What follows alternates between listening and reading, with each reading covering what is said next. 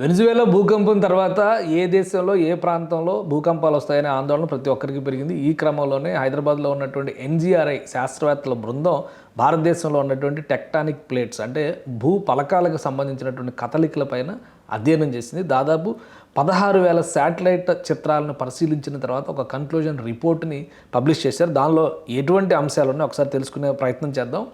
దక్షిణ భారతదేశం మాత్రం స్థిరంగా ఉంది, ఉత్తర భారతదేశంలో మాత్రం విపరీతమైనటువంటి కదలికలు ఉన్నాయి. కాబట్టి ఉత్తర భారతదేశంలో భూకంపాలకి అవకాశాలు ఎక్కువగా ఉన్నట్టుగానే ఈ నివేదిక చెబుతుంది. ఇందులో చేపట్టినటువంటి అధ్యయనం భారత భూపలకం ఒకటిగా పైకి కనిపిస్తున్నప్పటికీ దాని లోపల భాగాల్లో స్వల్ప మార్పులు జరుగుతున్నాయని పరిశోధకులు గుర్తించారు. భూమి పొరల లోపల పలకాల కదలికలు ఒకదాన్ని మరొకటి ఢీకొట్టడం, పగుళ్లలో ఏర్పడే ఒత్తిడితో భూకంపాలు చోటు చేసుకున్నాయి. భారత భూపలకం దక్షిణ భాగాన అత్యంత స్థిరంగా ఉందని, అక్కడి కదలికలు ఏడాదికి 1 మిల్లీమీటర్ కంటే తక్కువగా ఉన్నాయని, ప్రమాదం ఏమీ లేదని శాస్త్రవేత్తలు స్పష్టం చేశారు.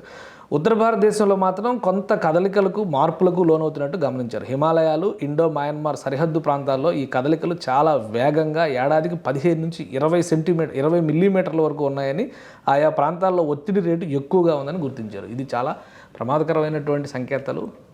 దీనికి 2 కారణాలను కూడా విశ్లేషించారు. గుజరాత్లో వాయువ్య భారతంలోని రాజ్పుతానా బ్లాక్ ఒత్తిడి ప్రాంతంలో ఒత్తిడి రేటు ఎక్కువగా ఉండడం వల్ల కచ్ ప్రాంతంలో పలు పగుళ్లు ఏర్పడుతున్నాయి. వీటి ఒత్తిడి వలన ఆ పరిసర ప్రాంతాల్లో తరచూ భూకంపాలు కూడా సంభవిస్తున్నాయి. మరోవైపు ఉత్తర భారతంలో ఢిల్లీ, హర్యానా, పంజాబ్ లాంటి రాష్ట్రాల్లో భూగర్భ జలాలను విపరీతంగా వినియోగించడం వలన భూపలకాల ద్రవ్యరాశి తగ్గి కొంత పైకి లేస్తున్నట్టుగా సంకేతాలు చూపిస్తున్నాయి. దానివల్లనే ఈ కదలికలు ఎక్కువగా జరుగుతున్నాయి ఉత్తర భారతంలో అనేటువంటి కన్క్లూజన్ ఈ నివేదికలో ఇచ్చారు. సో దీనికి తగ్గట్టుగా పర్యావరణ పరిరక్షణ అనేది ప్రతి ఒక్కరి బాధ్యత. ప్రభుత్వాలు కూడా దానికి నడుం బిగించాల్సినటువంటి అవసరం ఉంది.